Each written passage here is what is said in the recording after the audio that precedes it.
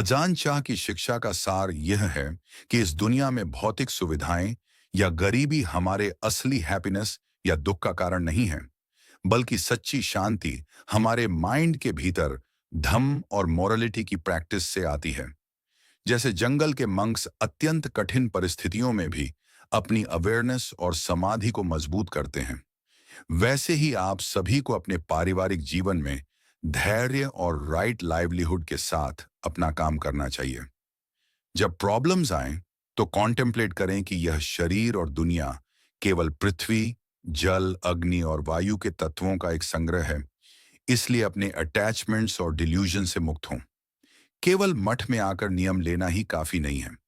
अपनी रोजमर्रा की सिचुएशन में विजडम का उपयोग करें, गलत कामों से बचें और अपने माइंड को स्थिर करके इस दुख को पार करने का पूरे मन से प्रयास करें। आए हम इसे सुने। अजान शाह द्वारा एक धम्म चर्चा। पूरे मन से ट्रेनिंग बांटू हर घर और हर समुदाय में, चाहे हम शहर में रहें, गांव में, जंगलों में या पहाड़ों में, हैप्पीनेस और दुख का एक्सपीरियंस करने में हम सब एक समान हैं। हम में से बहुत से लोगों के पास एक शरण की जगह नहीं है, कोई ऐसा खेत या बगीचा नहीं है जहां हम अपने हृदय के सकारात्मक गुणों को विकसित कर सकें। हम इस आध्यात्मिक गरीबी का एक्सपीरियंस करते हैं क्योंकि हमारे पास सच में कोई प्रतिबद्धता नहीं है। हमारे पास इस बात की क्लियर समझ नहीं है कि यह जीवन किस बारे में है और हमें क्या करना चाहिए। बचपन और जवानी से लेकर बड़े होने तक हम केवल आनंद लेना सीखते हैं और सेंस की चीजों में डिलाइट लेते हैं। हम कभी नहीं सोचते कि जब हम अपना जीवन जीते हैं, परिवार बनाते हैं और इसी तरह के काम करते हैं, तो कोई खतरा हमारे सामने आएगा। अगर हमारे पास खेती करने के लिए जमीन और रहने के लिए घर नहीं है, तो हम एक बाहरी शरण के बिना हैं और हमारा जीवन कठिनाई और डिस्ट्रेस से भर जाता है। इसके अलावा हमारे जीवन में सील और धम्म का न होना, शिक्षाओं को सुनने न जाना और धम्म की प्रैक्टिस न करने की आंतरिक कमी भी है। इसके परिणाम स्वरूप हमारे जीवन में विजडम बहुत कम रह जाती है और हर चीज पीछे जाती है और पतन की ओर बढ़ती है। भगवान बुद्ध, हमारे सर्वोच्च शिक्षक, के मन में सभी जीवों के लिए मेत्ता थी। उन्होंने अच्छे परिवारों के बेटों और बेटियों को संन्यास लेने, प्रैक्टिस करने और सच का रियलाइजेशन करने और लोगों को यह दिखाने के लिए धम्म की स्थापना और प्रसार करने के लिए प्रेरित किया कि वे अपने दैनिक जीवन में हैप्पीनेस के साथ कैसे जी सकते हैं। उन्होंने आजीविका कमाने के सही तरीके, फाइनेंसेस को संभालने में संयमित और मितव्ययी होने और सभी मामलों में बिना लापरवाही के कार्य करने की शिक्षा दी। लेकिन जब हम दोनों तरह से कमी का सामना करते हैं, बाहरी रूप से जीवन के भौतिक समर्थन में और आंतरिक रूप से आध्यात्मिक समर्थन में भी, तो जैसे जैसे समय बीतता है और लोगों की संख्या बढ़ती है, डिल्यूजन, गरीबी और कठिनाई हमारे धम्म से और भी अधिक दूर होने का कारण बन जाते हैं। अपनी कठिन परिस्थितियों के कारण हम धम्म को खोजने में रुचि नहीं रखते हैं। भले ही पास में कोई मठ हो, हम शिक्षाओं को सुनने जाने का ज्यादा फील नहीं करते क्योंकि हम अपनी गरीबी, प्रॉब्लम्स और केवल अपने जीवन को सहारा देने की कठिनाई में उलझे रहते हैं। लेकिन भगवान बुद्ध ने सिखाया कि चाहे हम कितने भी गरीब क्यों ना हों, हमें इसे अपने हृदय को गरीब बनाने और अपनी विजडम को भूखा मारने नहीं देना चाहिए। भले ही हमारे खेतों, हमारे गांवों और हमारे घरों में इस हद तक बाढ़ आ जाए जहां कुछ भी करना हमारी क्षमता से बाहर हो, भगवान बुद्ध ने हमें सिखाया कि इसे हमारे हृदय में बाढ़ लाने और उस पर हावी होने न दें। हृदय में बाढ़ आने का मतलब है कि हम दृष्टि खो देते हैं और हमें धम्म का कोई ज्ञान नहीं रहता। यहाँ कामुकता का औघ बाढ़ है, बिकमिंग की बाढ़ है, विचारों की बाढ़ है और इग्नोरेंस की बाढ़ है। ये चारों जीवों के हृदय को धुंधला कर देते हैं और घेर लेते हैं। ये उस पानी से भी बदतर हैं जो हमारे खेतों, हमारे गांवों या हमारे शहरों में बाढ़ लाता है। भले ही सालों तक हमारे खेतों में बार बार पानी भर जाए या आग हमारे घरों को जला दे, फिर भी हमारे पास अपना माइंड होता है। अगर हमारे माइंड में सील और धम्म है, तो हम अपनी विजडम का उपयोग कर सकते हैं और आजीविका कमाने और खुद को सहारा देने के तरीके खोज सकते हैं। हम फिर से जमीन प्राप्त कर सकते हैं और एक नई शुरुआत कर सकते हैं। अब जब हमारे पास हमारी आजीविका के साधन, हमारे घर और संपत्ति हैं, तो हमारा माइंड आरामदायक और सीधा हो सकता है और हमारे पास एक दूसरे की मदद और सहायता करने के लिए स्पिरिट की एनर्जी हो सकती है। अगर कोई भोजन और कपड़े शेयर करने और जरूरतमंदों को आश्रय प्रदान करने में सक्षम है, तो यह प्रेम करुणा का कार्य है। जिस तरह से मैं इसे देखता हूं, प्रेम करुणा की भावना से चीजें देना उन्हें लाभ कमाने के लिए बेचने से कहीं बेहतर है। जिनके पास मितता है, वे अपने लिए कुछ नहीं चाहते हैं। वे केवल यही चाहते हैं कि दूसरे हैप्पीनेस में रहें। अगर हम सच में अपना माइंड बना लें और खुद को राइट वे के प्रति प्रतिबद्ध कर लें, तो मुझे लगता है कि कोई गंभीर कठिनाई नहीं होनी चाहिए। हम अत्यधिक गरीबी का एक्सपीरियंस नहीं करेंगे। हम केंचुओं की तरह नहीं होंगे। हमारे पास अभी भी एक कंकाल, आंखें और कान, हाथ और पैर हैं। हम फलों जैसी चीजें खा सकते हैं। हमें केंचुए की तरह मिट्टी खाने की जरूरत नहीं है। अगर आप गरीबी के बारे में शिकायत करते हैं, अगर आप यह फीलिंग में फंस जाते हैं कि आप कितने दुर्भाग्यशाली हैं, तो केंचुआ पूछेगा, अपने लिए बहुत ज्यादा बुरा फील ना करें। क्या आपके पास अभी भी हाथ पैर और हड्डियां नहीं हैं? मेरे पास वे चीजें नहीं हैं, फिर भी मैं गरीब फील नहीं करता। केंचुआ हमें इस तरह शर्मिंदा करेगा। एक दिन एक सुअर पालने वाला किसान मुझसे मिलने आया। वह शिकायत कर रहा था, अरे भाई, इस साल तो सच में बहुत हो गया। चारे की कीमत बढ़ गई है, सुअर के मांस की कीमत गिर गई है। मेरा तो भारी नुकसान हो रहा है। मैंने उसका रोना सुना, फिर मैंने कहा, अपने लिए बहुत ज्यादा बुरा फील न करें श्रीमान। अगर आप एक सुअर होते, तो आपके पास अपने लिए बुरा फील करने का एक अच्छा कारण होता। जब सुअर के मांस की कीमत ज्यादा होती है, तो सुअरों को काट दिया जाता है। जब सुअर के मांस की कीमत कम होती है, तब भी सुअरों को काटा जाता है। सुअरों के पास सच में शिकायत करने के लिए कुछ है। लोगों को शिकायत नहीं करनी चाहिए। कृपया इस पर गंभीरता से विचार करें। वह केवल उन कीमतों के बारे में चिंतित था जो उसे मिल रही थी। सुअरों को चिंता करने के लिए बहुत कुछ है, लेकिन हम उस पर विचार नहीं करते हैं। हमें मारा नहीं जा रहा है, इसलिए हम अभी भी गुजारा करने का रास्ता खोजने की कोशिश कर सकते हैं। मेरा सच में यह मानना है कि अगर आप धम्म को सुनते हैं, उस पर कॉन्टेम्पलेट करते हैं और उसे समझते हैं, तो आप अपने दुख का अंत कर सकते हैं। आप जानते हैं कि क्या करना सही है, आपको क्या करने की जरूरत है, आपको क्या उपयोग करने और खर्च करने की जरूरत है। आप वर्ल्डली मामलों में विजडम को लागू करते हुए सील और धम्म के अनुसार अपना जीवन जी सकते हैं। लेकिन हम में से ज्यादातर लोग इससे बहुत दूर हैं। हमारे जीवन में मोरालिटी या धम्म नहीं है, इसलिए हमारा जीवन कलह और टकराव से भरा है। पति पत्नी के बीच कलह है, बच्चों और माता पिता के बीच कलह है। परिवार में धम्म की कमी के कारण ही बच्चे अपने माता पिता की बात नहीं सुनते। लोग धम्म को सुनने और कुछ भी सीखने में रुचि नहीं रखते हैं, इसलिए अच्छी समझ और कुशलता विकसित करने के बजाय वे इग्नोरेंस में फंसे रहते हैं और इसका परिणाम दुख का जीवन है। भगवान बुद्ध ने धम्म सिखाया और प्रैक्टिस का रास्ता तय किया। वे हमारे जीवन को कठिन बनाने की कोशिश नहीं कर रहे थे। वे चाहते थे कि हम सुधार करें, बेहतर और अधिक कुशल बने। बस बात यह है कि हम सुनते नहीं हैं। यह काफी बुरा है। ये एक छोटे बच्चे की तरह है जो कड़ाके की सर्दियों में नहाना नहीं चाहता क्योंकि बहुत ठंड होती है। बच्चा इतनी बुरी तरह से महकने लगता है कि माता पिता रात को सो भी नहीं पाते हैं। इसलिए वे बच्चे को पकड़ लेते हैं और उसे नहला देते हैं। इससे बच्चा पागल हो जाता है और वह रोता है और माता पिता को कोसता है। माता पिता और बच्चा सिचुएशन को अलग अलग तरह से देखते हैं। बच्चे के लिए सर्दियों में नहाना बहुत अनकंफर्टेबल है।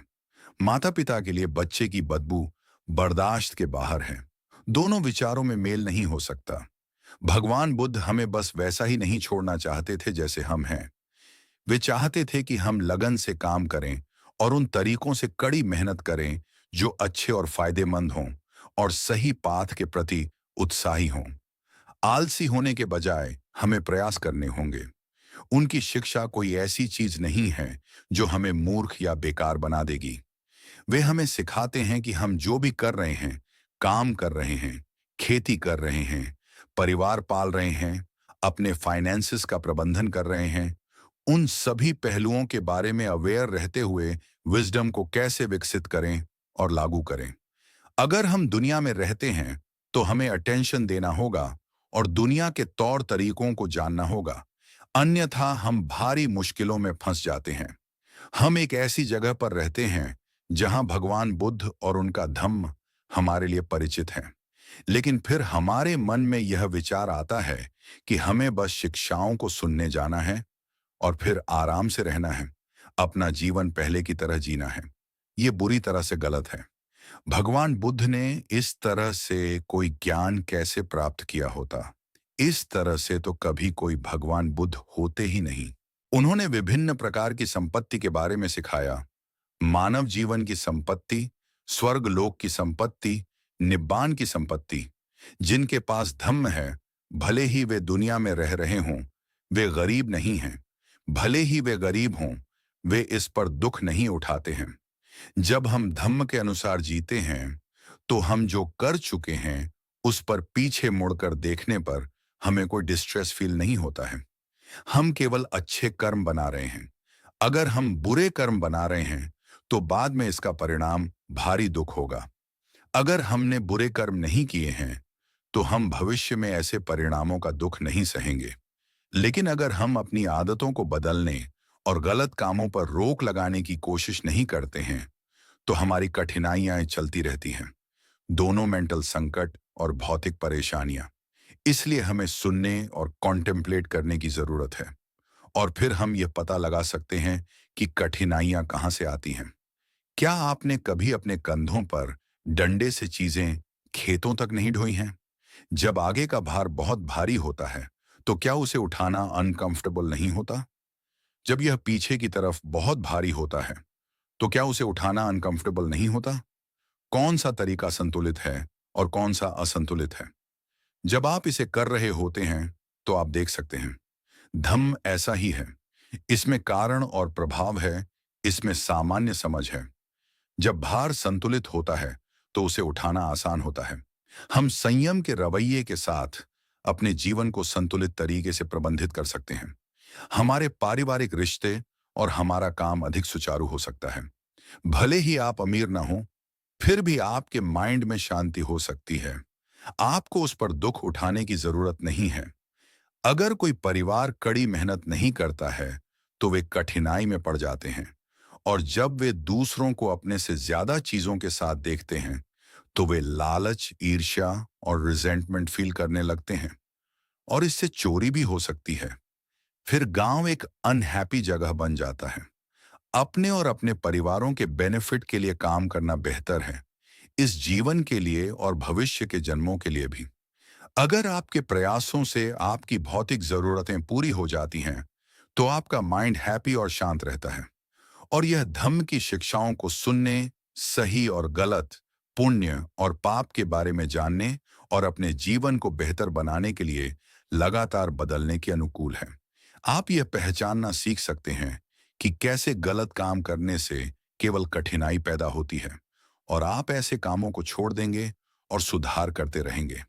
आपके काम करने का तरीका बदल जाएगा और आपका माइंड भी बदल जाएगा।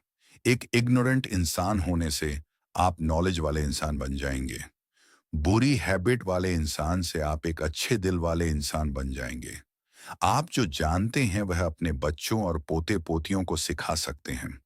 यह वर्तमान में सही काम करके भविष्य के लिए बेनिफिट पैदा कर रहा है। लेकिन बिना विजडम वाले लोग वर्तमान में कोई बेनिफिट का काम नहीं करते हैं, और वे अंत में अपने ऊपर केवल कठिनाई ही लाते हैं। अगर वे गरीब हो जाते हैं, तो वे बस जुए के बारे में सोचते हैं। फिर यह अंततः उन्हें चोर बनने की ओर ले जाता है। हम अभी मरे नहीं हैं, इसलिए अब इन चीजों के बारे में बात करने का समय है। अगर आप एक इंसान होने पर धम्म नहीं सुनते हैं, तो कोई और मौका नहीं मिलेगा।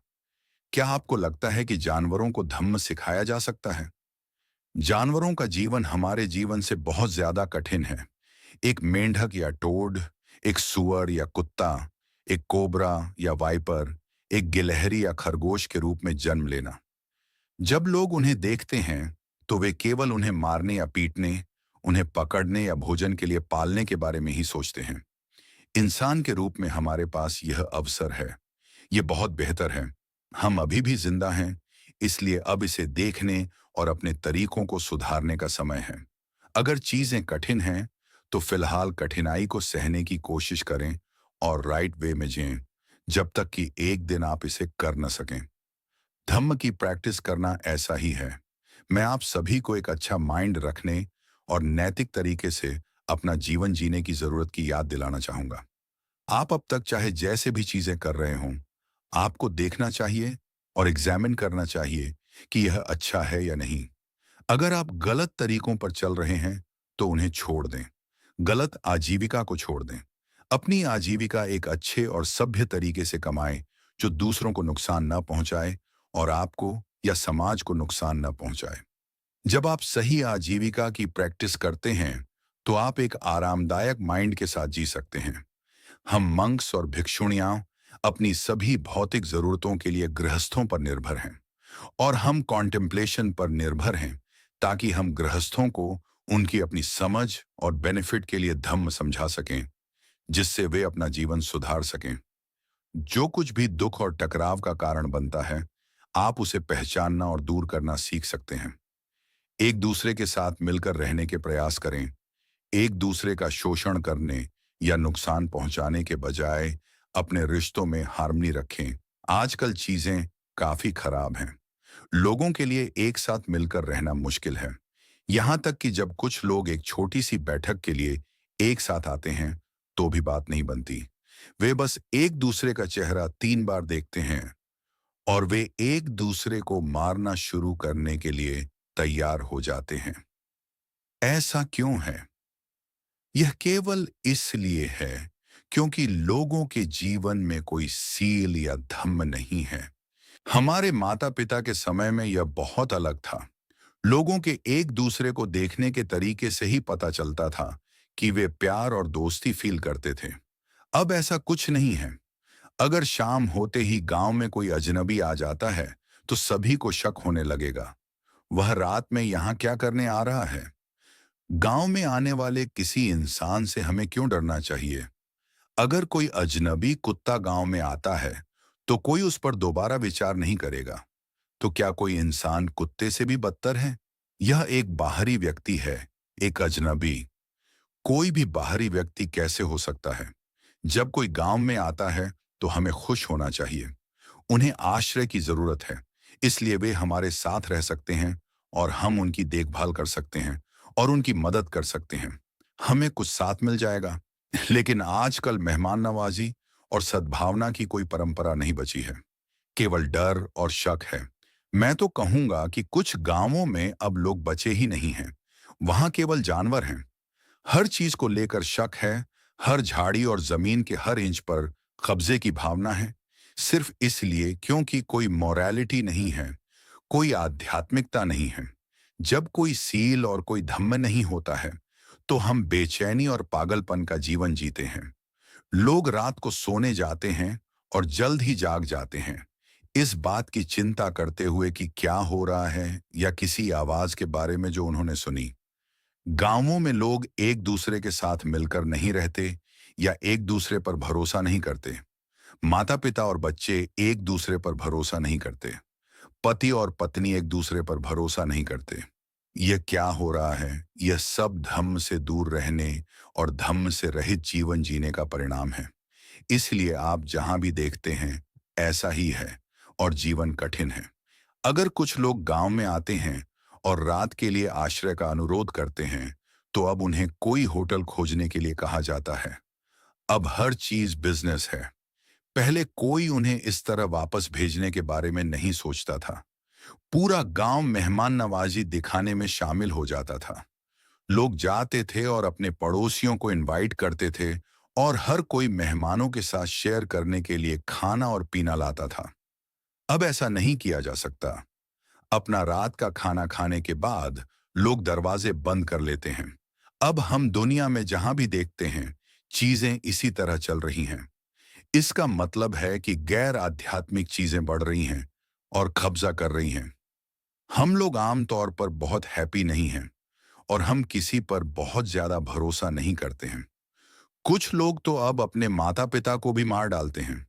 पति और पत्नी एक दूसरे का गला काट सकते हैं। समाज में बहुत पेन है और यह केवल सील और धम्म की इस कमी के कारण है। इसलिए कृपया इसे समझने की कोशिश करें और सद्गुण के सिद्धांतों को न छोड़ें। सद्गुण और आध्यात्मिकता के साथ मानव जीवन हैप्पी हो सकता है। उनके बिना हम जानवरों की तरह बन जाते हैं। भगवान बुद्ध का जन्म जंगल में हुआ था। जंगल में जन्म लेकर उन्होंने जंगल में धम्म का अध्ययन किया। उन्होंने जंगल में धम्म सिखाया, जिसकी शुरुआत discourse on the turning of the wheel of Dhamma से हुई। उन्होंने जंगल में निब्बान में प्रवेश किया। हम में से जो लोग जंगल में रहते हैं, उनके लिए जंगल को समझना महत्वपूर्ण है। जंगल में रहने का मतलब ये नहीं है कि हमारा माइंड जंगली जानवरों की तरह जंगली हो जाए। हमारा माइंड ऊंचा और आध्यात्मिक रूप से श्रेष्ठ बन सकता है। भगवान बुद्ध ने यही कहा था। शहर में रहते हुए हम ध्यान भटकने और अशांति के बीच रहते हैं। जंगल में शांति और स्थिरता है। हम चीजों पर क्लियरली कंटेम्पलेट कर सकते हैं और विजडम विकसित कर सकते हैं। इसीलिए हम इस शांति और स्थिरता को अपना दोस्त और मददगार मानते हैं। ऐसा माहौल धम्म की प्रैक्टिस के अनुकूल है, इसलिए हम इसे अपना निवास स्थान मानते हैं। हम पहाड़ों और गुफाओं को अपनी शरण लेते हैं। नेचुरल घटनाओं का निरीक्षण करने से ऐसी जगहों पर विजडम उत्पन्न होती है। हम पेड़ों और बाकी सब चीजों से सीखते हैं और उन्हें समझते हैं, और यह आनंद की स्टेट लाता है। हम जो नेचर की आवाजें सुनते हैं, वे हमें परेशान नहीं करती। हम पक्षियों को अपनी मर्जी से चहकते हुए सुनते हैं, और यह वास्तव में एक बहुत बड़ा आनंद है।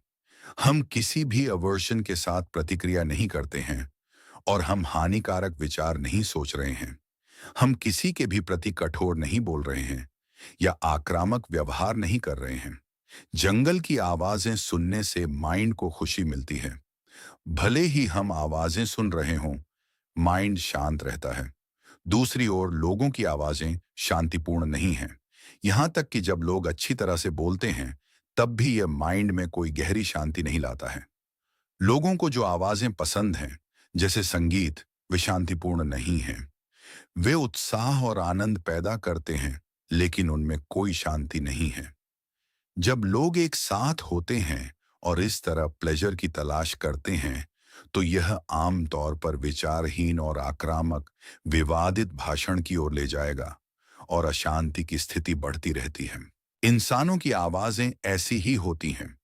वे तब तक असली आराम या हैप्पीनेस नहीं लाती, जब तक कि धम्म के शब्द न बोले जा रहे हों।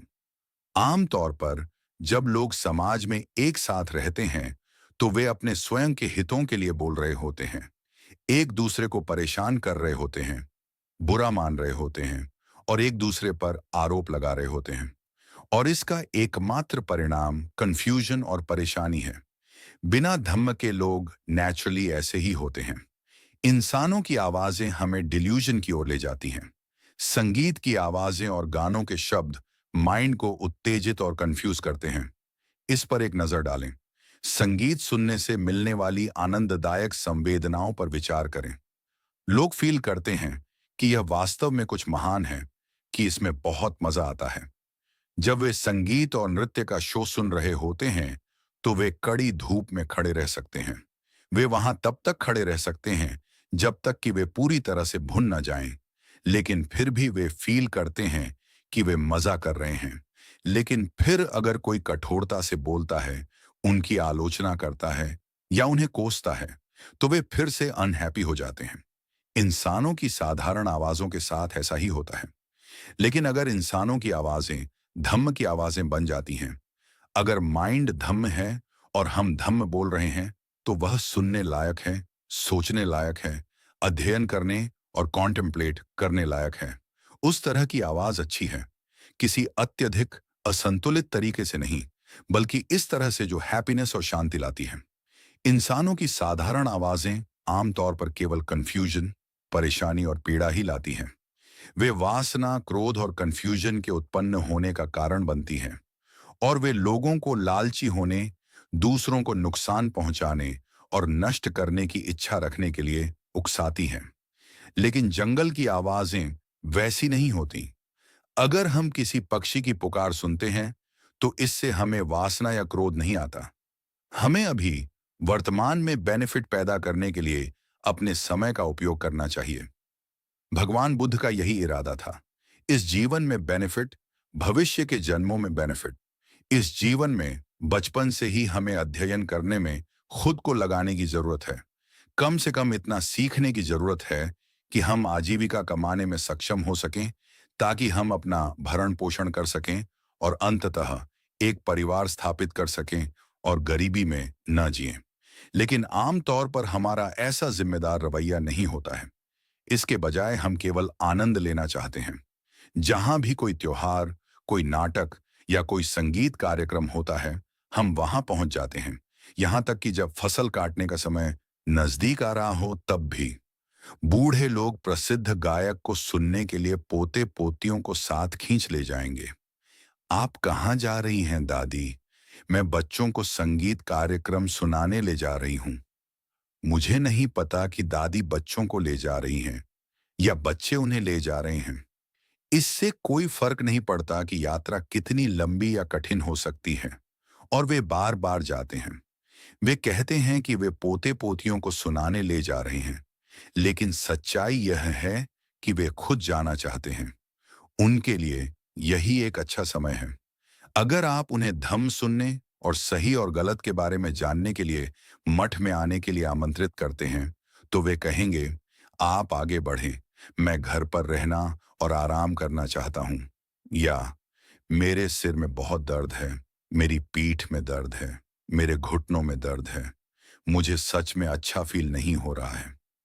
लेकिन अगर यह कोई लोकप्रिय गायक या कोई रोमांचक नाटक है, तो वे बच्चों को इकट्ठा करने के लिए दौड़ेंगे और तब उन्हें कुछ भी परेशान नहीं करता है। लोग ऐसे ही होते हैं। वे ऐसे प्रयास करते हैं, फिर भी वे जो कुछ भी कर रहे हैं, वह केवल अपने ऊपर दुख और कठिनाई ही ला रहा है। वे डिल्यूजन के इस मार्ग पर अंधकार, कंफ्यूजन और इंटॉक्सिकेशन की तलाश कर रहे हैं। भगवान बुद्ध हमें इस जीवन में अपने लिए बेनिफिट, अंतिम बेनिफिट, आध्यात्मिक कल्याण पैदा करना सिखा रहे हैं। हमें इसे अभी इसी जीवन में करना चाहिए। हमें उस ज्ञान की तलाश करनी चाहिए जो ऐसा करने में हमारी मदद करेगा, ताकि हम अपने जीवन को अच्छी तरह से जी सकें, अपने संसाधनों का अच्छा उपयोग कर सकें, सही आजीविका के तरीकों में लगन से काम कर सकें। जब मैंने संन्यास लिया, उसके बाद मैंने प्रैक्टिस शुरू की, अध्ययन किया और फिर प्रैक्टिस की, और आस्था पैदा हुई। जब मैंने पहली बार प्रैक्टिस शुरू की थी, तो मैं दुनिया के जीवों के जीवन के बारे में सोचता था। यह सब बहुत ही हृदय विदारक और दयनीय लगता था। इसमें इतना दयनीय क्या था? सभी अमीर लोग जल्द ही मर जाएंगे और उन्हें अपने बड़े घरों को पीछे छोड़ना होगा। बच्चों और पोते पोतियों को संपत्ति पर लड़ने के लिए छोड़ देना होगा। जब मैंने ऐसी चीजें होते देखी, तो मैंने सोचा, हम्मा, इसने मुझे छुआ। इसने मुझे अमीर और गरीब समान रूप से बुद्धिमान और मूर्ख के प्रति दया फील कराई। इस दुनिया में रहने वाला हर कोई एक ही नाव में सवार था।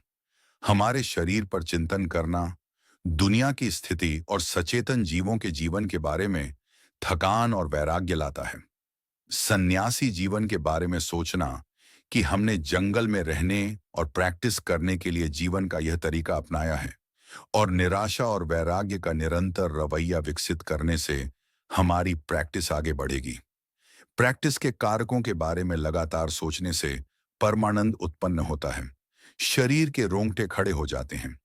हमारे जीने के तरीके पर चिंतन करने में हमारे पहले के जीवन की तुलना हमारे अब के जीवन से करने में एक खुशी की फीलिंग होती है। धम्म ने ऐसी फीलिंग्स को मेरे हृदय में भर दिया। मुझे नहीं पता था कि इसके बारे में किससे बात करूं। मैं जागृत था और मैं जिन भी स्थितियों से मिला, मैं जागृत और सतर्क था। इसका मतलब है कि मुझे धम्म का कुछ ज्ञान था। मेरा माइंड प्रबुद्ध था और मैंने बहुत सी चीजों को महसूस किया। मैंने परमानंद, अपने जीने के तरीके में वास्तविक संतुष्टि और खुशी का एक्सपीरियंस किया। सीधे शब्दों में कहूं तो मैंने फील किया कि मैं दूसरों से अलग था। मैं एक पूरी तरह से विकसित, सामान्य आदमी था, लेकिन मैं इस तरह जंगल में रह सकता था। मुझे कोई पछतावा नहीं था या इसमें कोई नुकसान नहीं दिख रहा था। जब मैंने दूसरों को परिवार बसाते देखा, तो मैंने सोचा कि यह सच में खेदजनक था। मैंने चारों ओर देखा और सोचा, कितने लोग इस तरह जी सकते हैं। मुझे उस प्रैक्टिस के मार्ग पर वास्तविक आस्था और विश्वास हो गया, जो मैंने चुना था, और इस आस्था ने मुझे वर्तमान तक सहारा दिया है। वॉट पापोंग के शुरुआती दिनों में मेरे साथ यहाँ 4-5 मंक्स रहते थे। हमने बहुत सी कठिनाइयों का एक्सपीरियंस किया। मैं अब जो देख सकता हूँ उससे हम में से ज्यादातर बौद्ध अपनी प्रैक्टिस में काफी कमजोर हैं। आजकल जब आप किसी मठ में जाते हैं तो आपको केवल कुटिया, मंक्स के रहने की जगह, मंदिर का हॉल, मठ का मैदान और मंक्स ही दिखाई देते हैं। लेकिन भगवान बुद्ध के मार्ग, बुद्ध शासन का वास्तव में हृदय क्या है, वह आपको नहीं मिलेगा। मैंने इस बारे में अक्सर बात की है। यह दुख का कारण है। अतीत में मेरा एक धम्म साथी था जो प्रैक्टिस की तुलना में अध्ययन में ज्यादा दिलचस्पी लेने लगा। उसने पाली और अभिधम्म के अध्ययन को आगे बढ़ाया। कुछ समय बाद बैंकॉक में रहने लगा और पिछले साल उसने आखिरकार अपनी पढ़ाई पूरी की और अपनी शिक्षा के अनुरूप एक प्रमाण पत्र और उपाधियां प्राप्त की। तो अब उसका एक ब्रांड नाम है। यहाँ मेरे पास कोई ब्रांड नाम नहीं है। मैंने मॉडलों के बाहर अध्ययन किया, चीजों पर कंटेम्पलेट किया और प्रैक्टिस की, सोचा और प्रैक्टिस की। इसलिए मुझे दूसरों की तरह ब्रांड लेबल नहीं मिला। इस मठ में हमारे पास साधारण मंक्स थे, ऐसे लोग जिनके पास बहुत ज्यादा शिक्षा नहीं थी, लेकिन जो प्रैक्टिस करने के लिए दृढ़ थे। मैं मूल रूप से अपनी माँ के आमंत्रण पर इस जगह आया था। वे वही थीं जिन्होंने मेरे जन्म से मेरी देखभाल की थी और मेरा समर्थन किया था। लेकिन मुझे अभी तक उनकी दयालुता चुकाने का अवसर नहीं मिला था। इसलिए मैंने सोचा कि यहाँ वॉट पापोंग आना ऐसा करने का तरीका होगा। इस जगह से मेरा कुछ जुड़ाव था। जब मैं एक बच्चा था, मुझे याद है कि मैंने अपने पिता को यह कहते सुना था कि अनजान साओ यहाँ रहने आए थे। मेरे पिता उनसे धम्म सुनने गए थे। मैं एक बच्चा था, लेकिन वह याद मेरे साथ रही। ये हमेशा मेरे माइंड में अटकी रही। मेरे पिता ने कभी संन्यास नहीं लिया था, लेकिन उन्होंने मुझे बताया कि वे इस ध्यान करने वाले मंक का सम्मान करने कैसे गए थे। ये पहली बार था जब उन्होंने किसी मंक को अपने कटोरे से खाते हुए देखा था। एक भिक्षा पात्र में सब कुछ एक साथ रखते हुए, चावल, करी, मिठाई, मछली, सब कुछ। उन्होंने ऐसी चीज कभी नहीं देखी थी और इसने उन्हें यह सोचने पर मजबूर कर दिया कि यह किस तरह का मंक हो सकता है। उन्होंने मुझे इस बारे में तब बताया था जब मैं एक छोटा बच्चा था। वह एक ध्यान करने वाला मंक था। फिर उन्होंने मुझे अजान साओ से धम्म की शिक्षाएं प्राप्त करने के बारे में बताया। यह पढ़ाने का सामान्य तरीका नहीं था। उन्होंने बस वही कहा जो उनके माइंड में था। वह प्रैक्टिस करने वाले मंक थे जो एक बार यहाँ रहने आए थे। इसीलिए जब मैं खुद प्रैक्टिस करने गया, तो मेरे मन में हमेशा इसके बारे में कुछ विशेष फीलिंग बनी रही। जब मैं अपने गृह गांव के बारे में सोचता था, तो मैं हमेशा इस जंगल के बारे में सोचता था। फिर जब इस क्षेत्र में लौटने का समय आया, तो मैं यहाँ रहने आ गया। मैंने पाइबून जिले के एक उच्च पदस्थ मंक को भी यहाँ आकर रहने के लिए आमंत्रित किया, लेकिन उन्होंने कहा कि वे नहीं आ सकते। वे कुछ समय के लिए आए और कहा, यह मेरी जगह नहीं है। उन्होंने स्थानीय लोगों को यह बताया। एक और अजान कुछ समय के लिए यहाँ रहने आए और चले गए, लेकिन मैं रुका रहा। उन दिनों यह जंगल सच में बहुत दूर दराज था। यह सब कुछ से बहुत दूर था और यहाँ रहना बहुत मुश्किल था। यहाँ आम के पेड़ थे जिन्हें ग्रामीणों ने लगाया था और फल अक्सर पक जाते थे और खराब हो जाते थे। रतालू भी यहाँ उग रहे थे और वे जमीन पर ही सड़ जाते थे। लेकिन मैं इसमें से कुछ भी लेने की हिम्मत नहीं करता था। जंगल सच में बहुत घना था। जब आप यहाँ अपने कटोरे के साथ पहुंचते तो उसे रखने के लिए कोई जगह नहीं होती। मुझे ग्रामीणों से जंगल में कुछ जगह साफ करने के लिए कहना पड़ा। ये एक ऐसा जंगल था जहां लोग प्रवेश करने की हिम्मत नहीं करते थे। वे इस जगह से बहुत डरते थे। कोई सच में नहीं जानता था कि मैं यहाँ क्या कर रहा था। लोग ध्यान करने वाले मंक के जीवन को नहीं समझते थे। मैं यहाँ 2 साल तक ऐसे ही रहा और फिर पहले कुछ मंक शिष्य यहाँ मेरे पीछे पीछे आए। हम उन दिनों बहुत ही सादगी और शांति से रहते थे। हम मलेरिया से बीमार हो गए। हम सब लगभग मरने वाले थे, लेकिन हम कभी अस्पताल नहीं गए। भगवान बुद्ध और उनकी शिक्षाओं की आध्यात्मिक शक्ति पर भरोसा करते हुए हमारे पास पहले से ही हमारी सुरक्षित शरण थी। रात में बिल्कुल सन्नाटा होता था। यहाँ कभी कोई नहीं आता था। आपको केवल कीड़ों की आवाज सुनाई देती थी। कुटिया जंगल में एक दूसरे से बहुत दूर थीं। एक रात लगभग 9 बजे मैंने किसी को जंगल से बाहर आते सुना। एक मंक बुखार से बहुत बीमार था और उसे डर था कि वह मर जाएगा। वह जंगल में अकेला नहीं मरना चाहता था। मैंने कहा, यह अच्छा है। आइए किसी ऐसे व्यक्ति को खोजने की कोशिश करें जो बीमार नहीं है, ताकि वह बीमार व्यक्ति की देखभाल कर सके। एक बीमार व्यक्ति दूसरे की देखभाल कैसे कर सकता है? बस इतना ही था। हमारे पास दवा नहीं थी। हमारे पास बोरापेट, एक अत्यधिक कड़वी औषधीय बेल थी। हम इसे पीने के लिए उबालते थे। जब हम दोपहर में गर्म पेय तैयार करने के बारे में बात करते थे, तो हमें इसके बारे में ज्यादा सोचने की जरूरत नहीं होती थी। इसका मतलब केवल बोरापेट था। सबको बुखार था और सब बोरापेट पीते थे। हमारे पास कुछ और नहीं था और हमने किसी से कुछ नहीं मांगा। अगर कोई मंक्स सच में बीमार हो जाते, तो मैं उनसे कहता, डरो मत, चिंता मत करो। अगर तुम मर गए, तो मैं तुम्हारा दाह संस्कार खुद करूंगा। मैं तुम्हारा दाह संस्कार यहीं मठ में करूंगा। तुम्हें कहीं और जाने की जरूरत नहीं होगी। इस तरह मैंने इसका सामना किया। इस तरह बोलने से उन्हें माइंड की शक्ति मिली। सामना करने के लिए बहुत डर था। परिस्थितियां काफी कठिन थीं। गृहस्थ लोग ज्यादा नहीं जानते थे। वे हमारे लिए प्लाहराह, खिणवित मछली, स्थानीय आहार का एक मुख्य हिस्सा लाते थे। लेकिन यह कच्ची मछली से बना होता था, इसलिए हम इसे नहीं खाते थे। मैं इसे हिलाता और अच्छी तरह से देखता कि यह किससे बना है और बस इसे वहीं रखा छोड़ देता। तब चीजें बहुत कठिन थीं और आजकल हमारे पास उस तरह की परिस्थितियां नहीं हैं। कोई इसके बारे में नहीं जानता। लेकिन अब हमारे पास जो प्रैक्टिस है, उसमें उन दिनों के मंक्स में जो अभी भी यहाँ हैं, कुछ विरासत बची है। बारिश के वापसी के बाद हम यहीं मठ के भीतर टुडोंग भटकने जा सकते थे। हम गए और जंगल की शांति में गहराई में बैठ गए। समय समय पर हम इकट्ठा होते, मैं कुछ शिक्षा देता और फिर हर कोई ध्यान जारी रखने, चलने और बैठने के लिए जंगल में लौट जाता। हम शुष्क मौसम में इस तरह प्रैक्टिस करते थे। हमें प्रैक्टिस करने के लिए जंगलों की तलाश में भटकने की जरूरत नहीं थी, क्योंकि हमारे पास यहाँ सही परिस्थितियां थीं।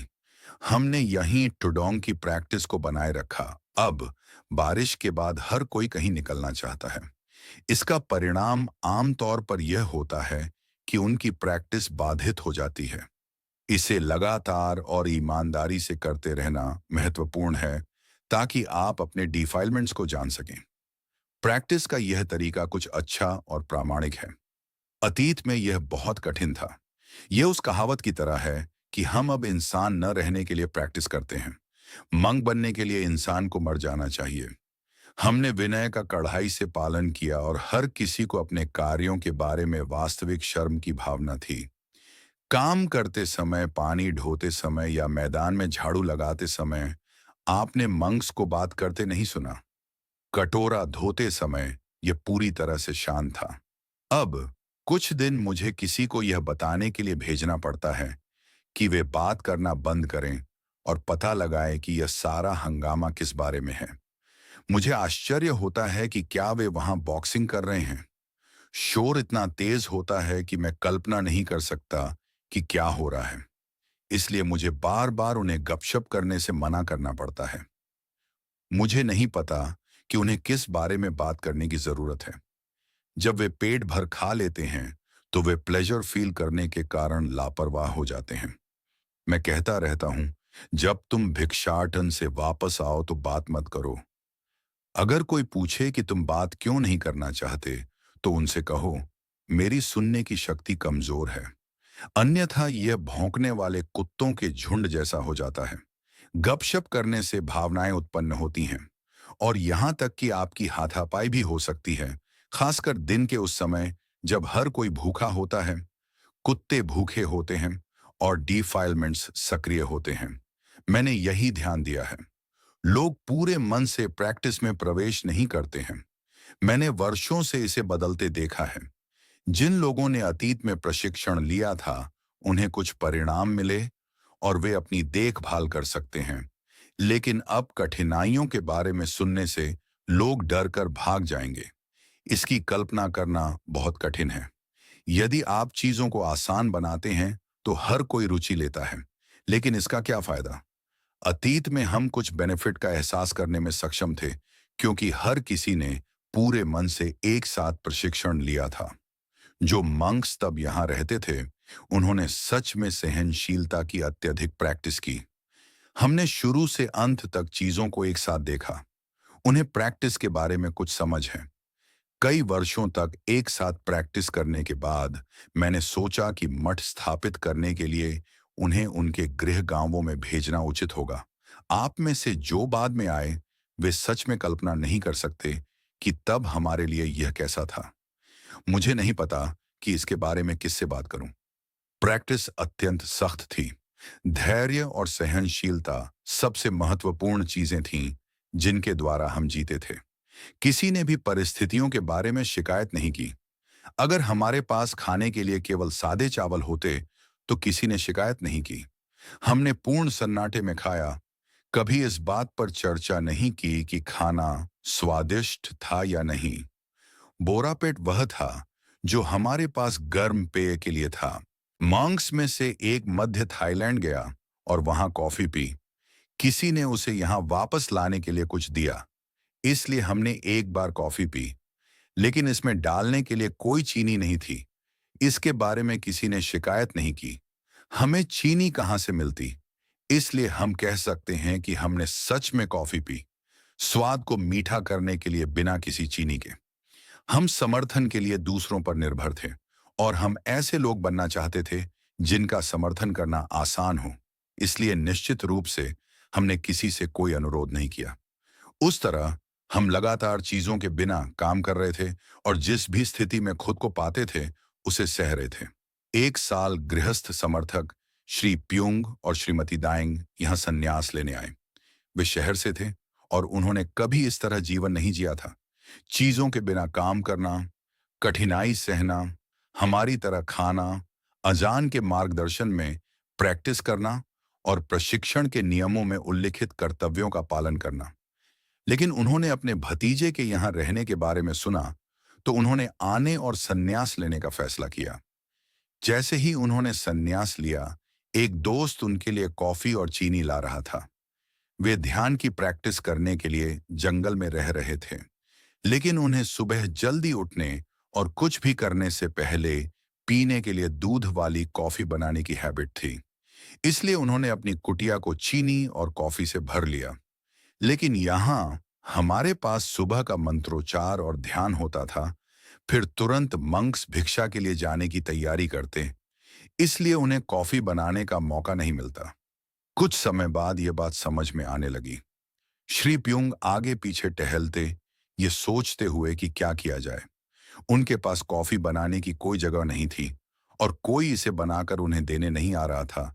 इसलिए वे अंत में सब कुछ मठ की रसोई में ले आए और वहीं छोड़ दिया। यहाँ रहने आना, वास्तव में मठ की परिस्थितियों और ध्यान करने वाले मंक्स के जीवन के तरीके को देखना सच में उन्हें निराश कर गया। एक बुजुर्ग आदमी, वे मेरे एक महत्वपूर्ण रिश्तेदार थे। उसी साल उन्होंने चीवर उतार दिए। यह उनके लिए उचित था क्योंकि उनके मामले अभी तक नहीं सुलझे थे। उसके बाद हमें पहली बार यहाँ बर्फ मिली। हमने कभी कभी कुछ चीनी भी देखी। श्रीमती दाइंग बैंकॉक गई थीं, जब वे हमारे जीने के तरीके के बारे में बात करती तो वे रोने लगती। जिन लोगों ने ध्यान करने वाले मंक्स का जीवन नहीं देखा था, उन्हें इस बात का कोई अंदाजा नहीं था कि यह कैसा था। दिन में एक बार खाना, क्या यह प्रगति कर रहा था या पिछड़ रहा था? मुझे नहीं पता कि इसे क्या कहूं। भिक्षाटन पर लोग चावल के अलावा हमारे कटोरे में रखने के लिए चिल्ली सॉस के छोटे छोटे पैकेट बनाते थे। हमें जो भी मिलता हम उसे वापस लाते, बांटते और खाते। क्या हमारे पास अलग अलग चीजें थीं जो लोगों को पसंद थीं, या खाना स्वादिष्ट था या नहीं? यह कभी भी ऐसी चीज नहीं थी जिस पर हमने चर्चा की हो। हम बस पेट भरने के लिए खाते थे और बस इतना ही। यह सच में आसान था। कोई प्लेट या कटोरे नहीं थे। सब कुछ भिक्षा पात्र में चला जाता था। यहाँ कोई मिलने नहीं आया। रात को सब अपनी कुटिया में प्रैक्टिस करने चले जाते। यहाँ तक कि कुत्ते भी यहाँ रहना बर्दाश्त नहीं कर सकते थे। कुटिया एक दूसरे से और मिलने की जगह से बहुत दूर थी। दिन के अंत में सब कुछ हो जाने के बाद हम अलग हो जाते और अपनी कुटिया में जाने के लिए जंगल में प्रवेश करते। इससे कुत्तों को डर लगता कि उनके पास रहने के लिए कोई सुरक्षित जगह नहीं होगी। इसीलिए वे जंगल में मंक्स के पीछे पीछे जाते।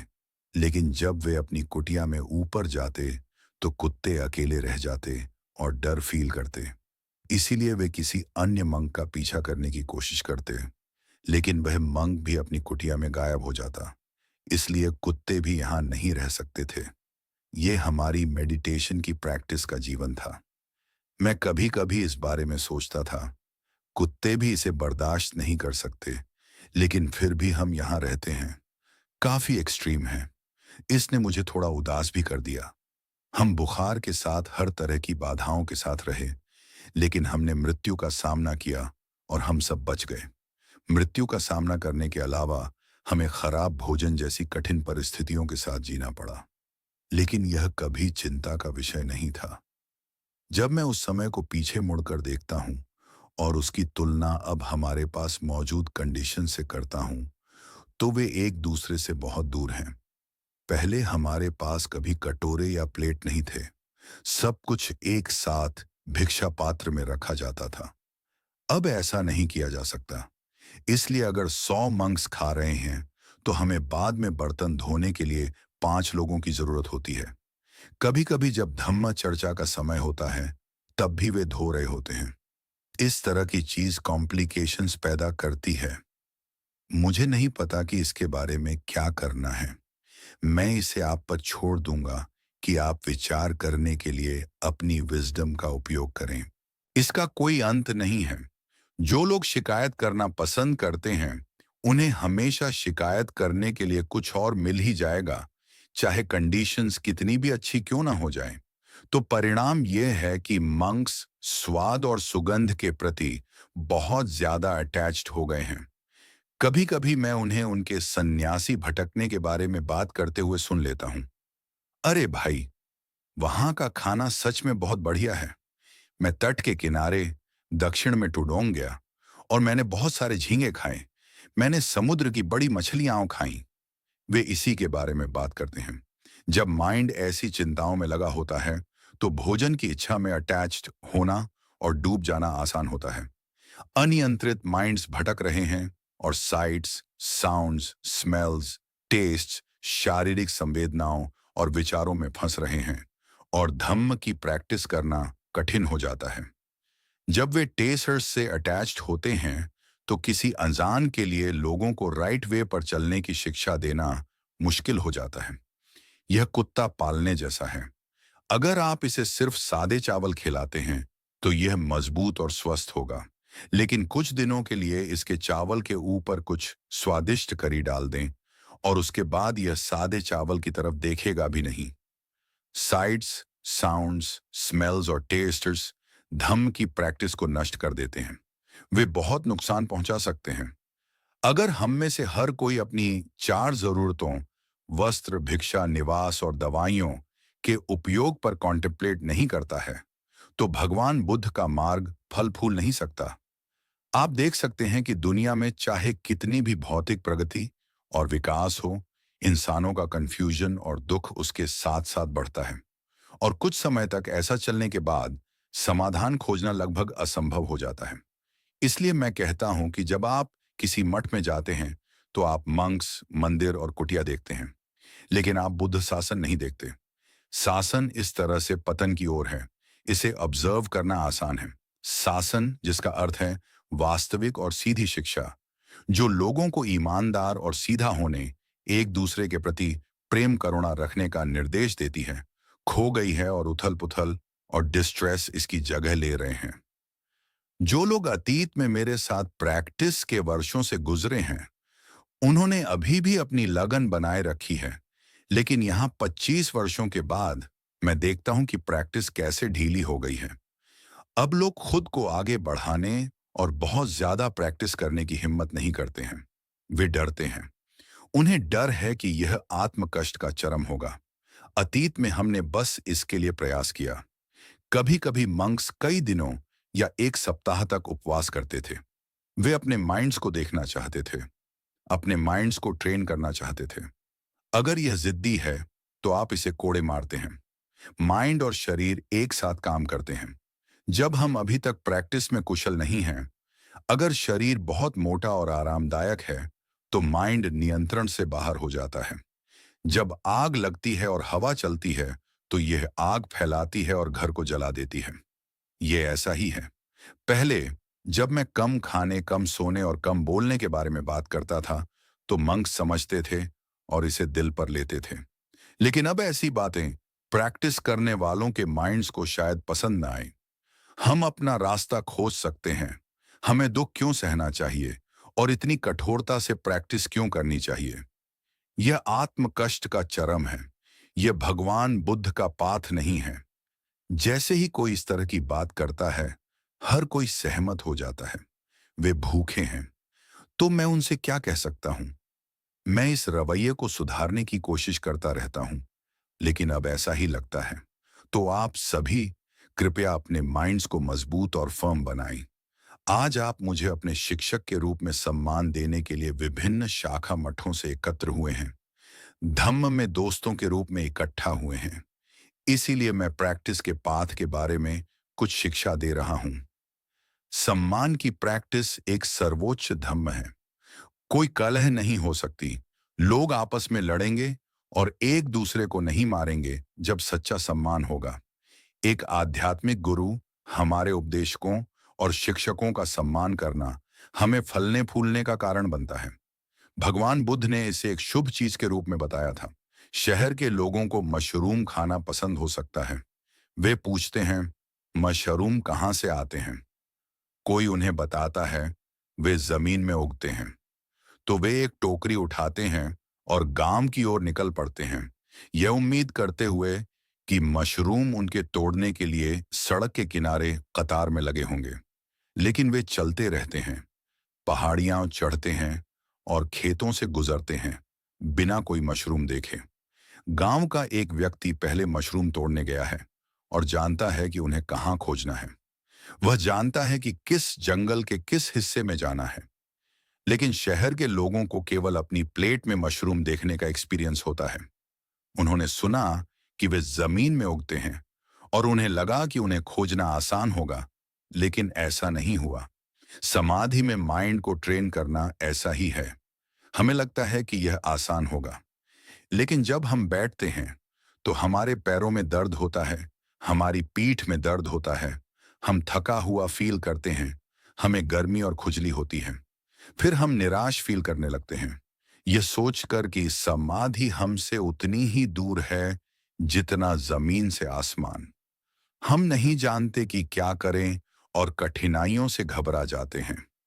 लेकिन अगर हम कुछ ट्रेनिंग प्राप्त कर सकें, तो यह धीरे धीरे आसान होता जाएगा। इसलिए आप जो यहाँ समाधि की प्रैक्टिस करने आते हैं, फील करते हैं कि यह मुश्किल है। मुझे भी इसके साथ परेशानी हुई थी। मैंने एक अजान के साथ ट्रेनिंग ली, और जब हम बैठे होते तो मैं देखने के लिए अपनी आंखें खोलता। अरे, क्या अजान अभी रुकने के लिए तैयार हैं? मैं फिर से अपनी आंखें बंद कर लेता और थोड़ी देर और सहन करने की कोशिश करता। मुझे फील होता कि यह मुझे मार डालेगा और मैं अपनी आंखें खोलता रहता, लेकिन वे वहां बैठे हुए बहुत आरामदायक दिखते थे। 1 घंटा, 2 घंटे मैं बहुत पीड़ा में होता, लेकिन अजान अपनी जगह से नहीं हिलते। इसलिए कुछ समय बाद मुझे बैठने से डर लगने लगा। जब समाधि की प्रैक्टिस करने का समय होता, तो मुझे डर फील होता। जब हम इसके लिए नए होते हैं, तो समाधि में ट्रेनिंग लेना मुश्किल होता है। कोई भी चीज तब मुश्किल होती है जब हम नहीं जानते कि उसे कैसे करना है। ये हमारी बाधा है, लेकिन इसकी ट्रेनिंग लेने से यह बदल सकता है। जो अच्छा है वह अंततः उस चीज पर काबू पा सकता है और उससे आगे निकल सकता है जो अच्छा नहीं है। जब हम संघर्ष करते हैं, तो हम कमजोर दिल वाले हो जाते हैं। यह एक नॉर्मल प्रतिक्रिया है और हम सब इससे गुजरते हैं। इसलिए कुछ समय के लिए ट्रेन करना महत्वपूर्ण है। यह जंगल के बीच से एक पाथ बनाने जैसा है। पहले तो यह बहुत कठिन होता है, बहुत सारी बाधाओं के साथ, लेकिन बार बार उस पर लौटने से हम रास्ता साफ कर लेते हैं। कुछ समय बाद हमने शाखाओं और ठूंठों को हटा दिया होता है और बार बार चलने से जमीन फर्म और चिकनी हो जाती है। तब हमारे पास जंगल से गुजरने के लिए एक अच्छा पाथ होता है। जब हम माइंड को ट्रेन करते हैं, तो ऐसा ही होता है। इसमें लगे रहने से माइंड प्रबुद्ध हो जाता है। उदाहरण के लिए हम गांव के लोग चावल और मछली खाकर बड़े होते हैं। फिर जब हम धम्म सीखने आते हैं, तो हमें नुकसान पहुंचाने से बचने के लिए कहा जाता है। हमें जीवित प्राणियों को नहीं मारना चाहिए। तब हम क्या कर सकते हैं? हम फील करते हैं कि हम सच में फंस गए हैं। हमारा बाजार खेतों में है। अगर शिक्षक हमें मारने से मना कर रहे हैं, तो हम नहीं खाएंगे। बस इतना ही, और हमारी समझ काम करना बंद कर देती है। हम अपना पेट कैसे भरेंगे? हम ग्रामीण लोगों के लिए कोई रास्ता नहीं दिखता। हमारा बाजार खेत और जंगल है। हमें खाने के लिए जानवरों को पकड़ना और मारना पड़ता है। मैं कई सालों से लोगों को इस इश्यू से निपटने के तरीके सिखाने की कोशिश कर रहा हूं। यह ऐसा है, किसान चावल खाते हैं। ज्यादातर जो लोग खेतों में काम करते हैं, वे चावल उगाते हैं और खाते हैं। तो शहर के दर्जे का क्या? क्या वह सिलाई मशीन खाता है? क्या वह कपड़ा खाता है? चलिए, पहले बस इस पर विचार करते हैं। आप एक किसान हैं, इसलिए आप चावल खाते हैं। अगर कोई आपको कोई दूसरी नौकरी देता है, तो क्या आप यह कहकर मना कर देंगे, मैं यह नहीं कर सकता, मेरे पास खाने के लिए चावल नहीं होंगे? माचिस जो आप अपने घर में उपयोग करते हैं, क्या आप उन्हें बनाने में सक्षम हैं? आप नहीं कर सकते। तो आपके पास माचिस कैसे आती है? क्या ऐसा केवल उन्हीं के साथ है जो माचिस बना सकते हैं, कि उनके पास उपयोग करने के लिए माचिस होती है? जिन कटोरों से आप खाते हैं, उनका क्या? यहाँ गांवों में क्या कोई जानता है कि उन्हें कैसे बनाया जाता है? लेकिन क्या लोगों के घरों में वे होते हैं? तो आप उन्हें कहाँ से लाते हैं? ऐसी बहुत सी चीजें हैं जिन्हें हम बनाना नहीं जानते, लेकिन फिर भी हम उन्हें खरीदने के लिए पैसे कमा सकते हैं। यह रास्ता खोजने के लिए हमारी बुद्धिमत्ता का उपयोग करना है। मेडिटेशन में भी हमें ऐसा करने की जरूरत है। हम गलत काम से बचने और जो सही है उसकी प्रैक्टिस करने के तरीके खोजते हैं। भगवान बुद्ध और उनके शिष्यों को देखें। कभी वे साधारण इंसान थे, लेकिन उन्होंने स्ट्रीम एंट्री के चरणों से लेकर अरहंत तक प्रगति करने के लिए खुद को विकसित किया। उन्होंने ट्रेनिंग के जरिए ऐसा किया। धीरे धीरे विजडम बढ़ती है। गलत काम के प्रति शर्म की भावना आती है। मैंने एक बार एक ज्ञानी को पढ़ाया था। वह एक गृहस्थ संरक्षक था, जो प्रैक्टिस करने और उपवास के दिनों में नियमों का पालन करने आता था, लेकिन वह फिर भी मछली पकड़ने जाता था। मैंने उसे आगे सिखाने की कोशिश की, लेकिन इस प्रॉब्लम को हल नहीं कर सका। उसने कहा कि वह मछलियों को नहीं मारता, वे बस उसका कांटा निगलने आती हैं। मैं इसमें लगा रहा, उसे तब तक सिखाता रहा जब तक कि उसने इस पर कुछ पछतावा फील नहीं किया। उसे इस पर शर्म आती थी, लेकिन वह ऐसा करता रहा। फिर उसका तर्क बदल गया। वह कांटा पानी में डालता और घोषणा करता, जिस भी मछली के जिंदा रहने के कर्म समाप्त हो गए हैं, वह आए और मेरा कांटा खाए। अगर तुम्हारा समय अभी नहीं आया है, तो मेरा कांटा मत खाना। उसने अपना बहाना बदल लिया था, लेकिन फिर भी मछलियां खाने आती थीं। अंत में उसने उन्हें देखना शुरू किया। उनके मुंह कांटे में फंसे हुए थे और उसे कुछ दया फील हुई, लेकिन वह अभी भी अपने माइंड का समाधान नहीं कर सका। खैर, मैंने उन्हें कांटा न खाने के लिए कहा था, अगर समय नहीं हुआ था। अगर वे फिर भी आती हैं, तो मैं क्या कर सकता हूं? और फिर वह सोचता, लेकिन वे मेरी वजह से मर रही हैं। वह इस पर तब तक विचार करता रहा, जब तक कि वह आखिरकार रुक नहीं गया। लेकिन फिर मेंढक थे। वह खाने के लिए मेंढकों को पकड़ना बंद करना बर्दाश्त नहीं कर सका। ऐसा मत करो, मैंने उससे कहा। उन्हें अच्छी तरह से देखो। ठीक है, अगर आप उन्हें मारना बंद नहीं कर सकते, तो मैं आपको मना नहीं करूंगा। लेकिन कृपया ऐसा करने से पहले बस उन्हें एक नजर देख लें। तो उसने एक मेंढक उठाया और उसे देखा। उसने उसका चेहरा, उसकी आंखें, उसके पैर देखे।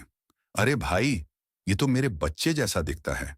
इसके हाथ और पैर हैं, इसकी आंखें खुली हैं, ये मुझे देख रहा है।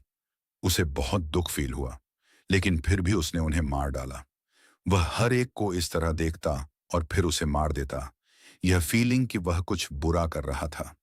उसकी पत्नी उसे उकसा रही थी, यह कहकर कि अगर वह मेंढक नहीं मारेगा, तो उनके पास खाने के लिए कुछ नहीं होगा। अंततः वह इसे और बर्दाश्त नहीं कर सका।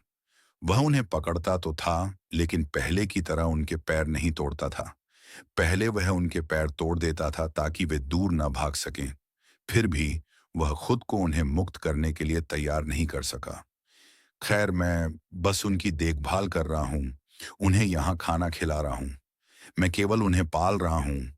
कोई और क्या कर सकता है, मुझे इसके बारे में नहीं पता। लेकिन बेशक वह जानता था, दूसरे अभी भी उन्हें खाने के लिए मार रहे थे। कुछ समय बाद वह खुद से यह स्वीकार कर सका। खैर, मैंने किसी भी तरह अपने बुरे कर्म को 50% कम कर दिया है। कोई और मारने का काम करता है। यह उसे पागल करने लगा था, लेकिन वह अभी तक लेट गो नहीं कर पाया था। वह अभी भी मेंढकों को घर पर रखता था। वह अब उनके पैर नहीं तोड़ता था, लेकिन उसकी पत्नी ऐसा करती थी। यह मेरी गलती है। भले ही मैं यह न करूं, वे मेरी वजह से ऐसा करते हैं। अंत में उसने इसे पूरी तरह से छोड़ दिया। लेकिन तब उसकी पत्नी शिकायत कर रही थी, हम क्या करने वाले हैं? हमें क्या खाना चाहिए? अब वह सच में फंस गया था। जब वह मठ गया, तो अजान ने उसे लेक्चर दिया कि उसे क्या करना चाहिए। जब वह घर लौटा, तो उसकी पत्नी ने उसे लेक्चर दिया कि उसे क्या करना चाहिए। अजान उसे ऐसा करना बंद करने के लिए कह रहे थे, और उसकी पत्नी उसे ऐसा करते रहने के लिए उकसा रही थी। क्या किया जाए? कितना सारा दुख है। इस दुनिया में जन्म लेकर हमें इस तरह दुख सहना पड़ता है। अंत में उसकी पत्नी को भी लेट गो करना पड़ा, तो उन्होंने मेंढकों को मारना बंद कर दिया।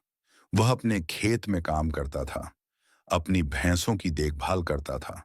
फिर उसे मछलियों और मेंढकों को मुक्त करने की हैबिट हो गई।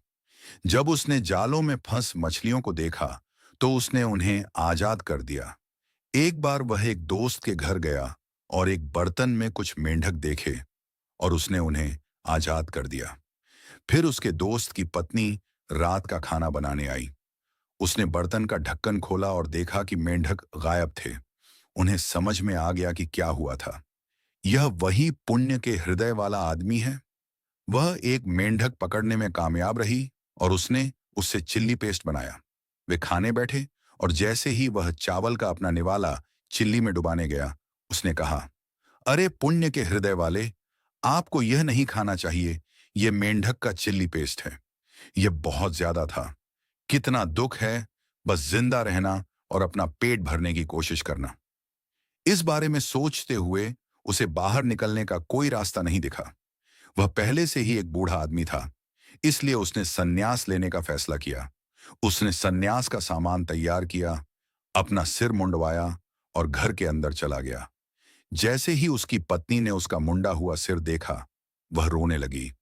उसने उससे विनती की, जब से मैं पैदा हुआ हूं, मुझे संन्यास लेने का अवसर नहीं मिला है। कृपया ऐसा करने के लिए मुझे अपना आशीर्वाद दें। मैं संन्यास लेना चाहता हूं, लेकिन मैं चीवर उतार दूंगा और फिर से घर लौट आऊंगा। तो उसकी पत्नी मान गई।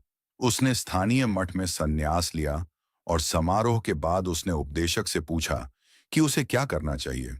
उपदेशक ने उसे बताया, अगर आप सच में इसे गंभीरता से कर रहे हैं, तो आपको बस मेडिटेशन की प्रैक्टिस करने जाना चाहिए।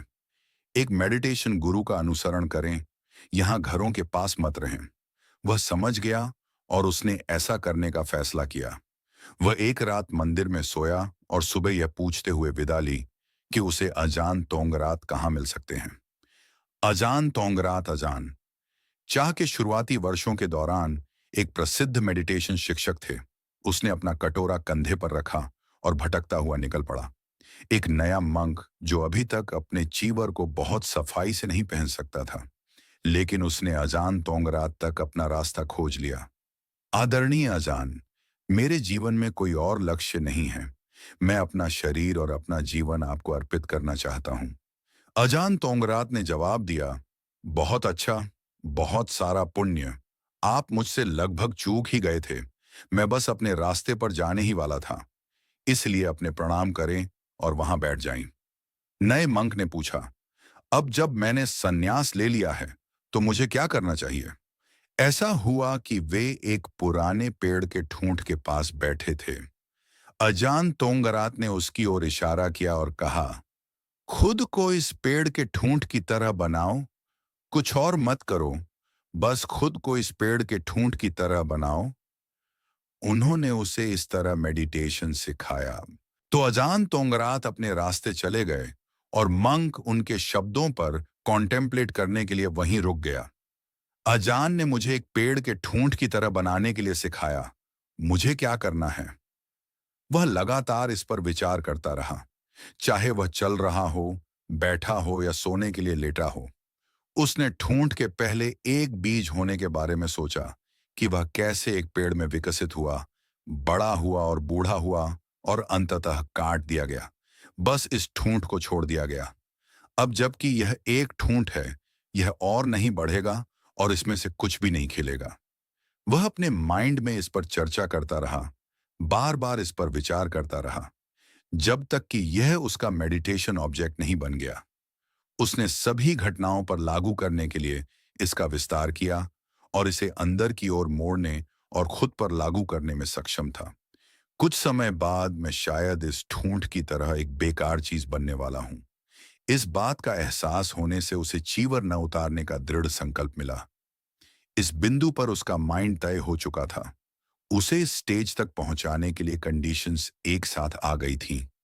जब माइंड ऐसा होता है, तो ऐसा कुछ भी नहीं होगा जो इसे रोक सके। हम सब एक ही नाव में हैं। कृपया इस बारे में सोचें और इसे अपनी प्रैक्टिस पर लागू करने का प्रयास करें। इंसान के रूप में जन्म लेना कठिनाइयों से भरा है और ऐसा नहीं है कि अब तक ये हमारे लिए मुश्किल रहा है। भविष्य में भी कठिनाई होगी। युवा लोग बड़े होंगे, बड़े लोग बूढ़े होंगे, बूढ़े लोग बीमार पड़ेंगे, बीमार लोग मर जाएंगे। ये इसी तरह चलता रहता है, निरंतर परिवर्तन का साइकिल जो कभी समाप्त नहीं होता है। इसलिए भगवान बुद्ध ने हमें मेडिटेट करना सिखाया। मेडिटेशन में पहले हमें समाधि की प्रैक्टिस करनी होती है, जिसका अर्थ है माइंड को स्थिर और शांत बनाना, एक बर्तन में पानी की तरह। अगर हम इसमें चीजें डालते रहें और इसे हिलाते रहें, तो यह हमेशा गंदा रहेगा। अगर माइंड को हमेशा सोचने और चीजों पर चिंता करने की अनुमति दी जाती है, तो हम कभी भी कुछ क्लियरली नहीं देख सकते। अगर हम बर्तन में पानी को शांत और स्थिर होने देते हैं, तो हम उसमें हर तरह की चीजें प्रतिबिंबित होते देख सकते हैं। जब माइंड शांत और स्थिर होता है, तो विजडम चीजों को देख पाएगी। विजडम का प्रकाशमान प्रकाश किसी भी अन्य प्रकार के प्रकाश से आगे निकल जाता है। प्रैक्टिस कैसे करें, इस पर भगवान बुद्ध की क्या सलाह थी? उन्होंने पृथ्वी की तरह प्रैक्टिस करना सिखाया, पानी की तरह प्रैक्टिस करना, अग्नि की तरह प्रैक्टिस करना, हवा की तरह प्रैक्टिस करना। पुरानी चीजों की तरह प्रैक्टिस करें, वे चीजें जिनसे हम पहले से ही बने हैं। पृथ्वी का ठोस तत्व, पानी का तरल तत्व, अग्नि का गर्म करने वाला तत्व, हवा का गतिमान तत्व। अगर कोई पृथ्वी को खोदता है तो पृथ्वी परेशान नहीं होती। इसे फावड़े से खोदा जा सकता है, जोता जा सकता है या पानी दिया जा सकता है। इसमें सड़ी हुई चीजें दफनाई जा सकती हैं, लेकिन पृथ्वी उदासीन रहेगी। पानी को उबाला जा सकता है या जमाया जा सकता है या किसी गंदी चीज को धोने के लिए इस्तेमाल किया जा सकता है। यह प्रभावित नहीं होता है। अग्नि सुंदर और सुगंधित चीजों को या बदसूरत और गंदी चीजों को जला सकती है। अग्नि के लिए इससे कोई फर्क नहीं पड़ता। जब हवा चलती है तो यह हर तरह की चीजों पर चलती है, ताजा और सड़ी हुई, सुंदर और बदसूरत, बिना किसी चिंता के। भगवान बुद्ध ने इस सादृश्य का उपयोग किया। वह एकत्रीकरण जो हम हैं, वह केवल पृथ्वी, जल, अग्नि और वायु के तत्वों का एक साथ आना है। अगर आप वहां एक वास्तविक इंसान खोजने की कोशिश करते हैं तो आप नहीं कर सकते। तत्वों के केवल ये संग्रह हैं, लेकिन अपने पूरे जीवन में हमने कभी उन्हें इस तरह अलग करने के बारे में नहीं सोचा कि वास्तव में वहां क्या है। हमने केवल यही सोचा है, यह मैं हूं, वह मेरा है। हमने हमेशा हर चीज को सेल्फ के संदर्भ में देखा है। यह कभी नहीं देखा कि केवल पृथ्वी, जल, अग्नि और वायु है। लेकिन भगवान बुद्ध इस तरह सिखाते हैं। वे चार तत्वों के बारे में बात करते हैं और हमसे यह देखने का आग्रह करते हैं कि हम यही हैं। वहां पृथ्वी, जल, अग्नि और वायु है। यहां कोई इंसान नहीं है। इन तत्वों पर कॉन्टेम्पलेट करें, यह देखने के लिए कि यहां कोई प्राणी या व्यक्ति नहीं है, बल्कि केवल पृथ्वी, जल, अग्नि और वायु है। यह गहरा है ना? यह गहराई में छिपा है। लोग देखेंगे, लेकिन वे इसे देख नहीं सकते। हमें हर समय सेल्फ और दूसरों के संदर्भ में चीजों पर कॉन्टेम्पलेटिंग करने की आदत है। इसीलिए हमारा मेडिटेशन अभी भी बहुत गहरा नहीं है। यह सच तक नहीं पहुंचता है और हम इन चीजों के दिखाई देने के तरीके से आगे नहीं बढ़ पाते हैं। हम दुनिया की परंपराओं में फंसे रहते हैं और दुनिया में फंसे रहने का मतलब है परिवर्तन के साइकिल में बने रहना। चीजें पाना और उन्हें खोना, मरना और जन्म लेना और मरना, कंफ्यूजन के दायरे में दुख सहना। हम जो भी कामना करते हैं और जिसकी आकांक्षा करते हैं, वह सच में उस तरह काम नहीं करता जैसा हम चाहते हैं, क्योंकि हम चीजों को गलत तरीके से देख रहे हैं। हमारे पकड़ने वाले अटैचमेंट्स ऐसे ही हैं। हम अभी भी धम्म के असली पाथ से बहुत बहुत दूर हैं। तो कृपया अभी काम पर लग जाएं।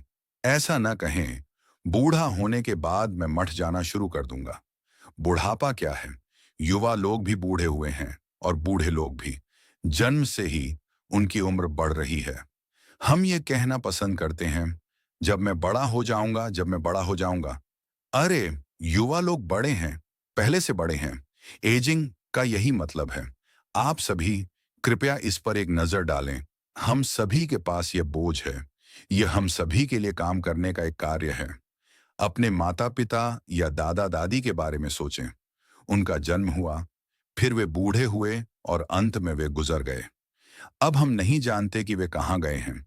इसलिए भगवान बुद्ध चाहते थे कि हम धम्म की तलाश करें। इस तरह का ज्ञान ही सबसे महत्वपूर्ण है। ज्ञान या अध्ययन का कोई भी फॉर्म जो बौद्ध तरीके से सहमत नहीं है, वह सीखना है जिसमें दुख शामिल है। हमारी धम्म की प्रैक्टिस हमें दुख से परे ले जाने वाली होनी चाहिए। अगर हम पूरी तरह से दुख को पार नहीं कर सकते, तो हमें कम से कम इसे थोड़ा सा पार करने में सक्षम होना चाहिए। अभी, वर्तमान में। उदाहरण के लिए, जब कोई हमसे कठोरता से बात करता है, अगर हम उन पर क्रोधित नहीं होते हैं, तो हमने दुख को पार कर लिया है। अगर हम क्रोधित होते हैं, तो हमने दुख को पार नहीं किया है। जब कोई हमसे कठोरता से बात करता है, अगर हम धम्म पर चिंतन करते हैं, तो हम देखेंगे कि यह केवल मिट्टी के ढेर हैं। ठीक है, वह मेरी आलोचना कर रहा है। वह सिर्फ मिट्टी के ढेर की आलोचना कर रहा है। मिट्टी का एक ढेर मिट्टी के दूसरे ढेर की आलोचना कर रहा है। पानी पानी की आलोचना कर रहा है। हवा हवा की आलोचना कर रही है।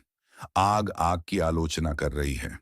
लेकिन अगर हम सच में चीजों को इस तरह से देखते हैं, तो दूसरे शायद हमें पागल कहेंगे। उसे किसी चीज की परवाह नहीं है। उसमें कोई फीलिंग्स नहीं है। जब किसी की मृत्यु हो जाती है, तो हम परेशान नहीं होंगे और रोएंगे नहीं, और वे हमें फिर से पागल कहेंगे। हम कहाँ रह सकते हैं? बात सच में यहीं आकर टिकती है। हमें खुद के लिए महसूस करने के लिए प्रैक्टिस करनी होगी। दुख से परे जाना हमारे बारे में दूसरों की राय पर निर्भर नहीं करता है, बल्कि माइंड की हमारी अपनी इंडिविजुअल स्टेट पर निर्भर करता है। कोई बात नहीं, वे क्या कहेंगे।